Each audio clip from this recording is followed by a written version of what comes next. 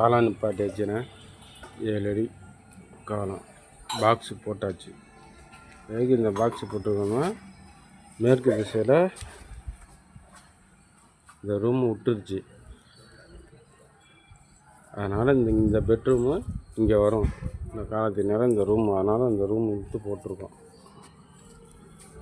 வெளியே இருக்குன்னு காட்டுறேன்.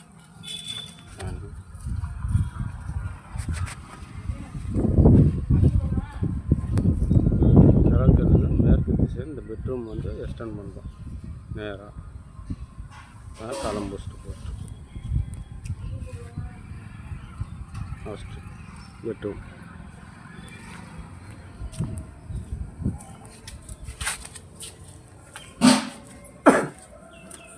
அதே மாதிரி கிழக்கு திசை படி.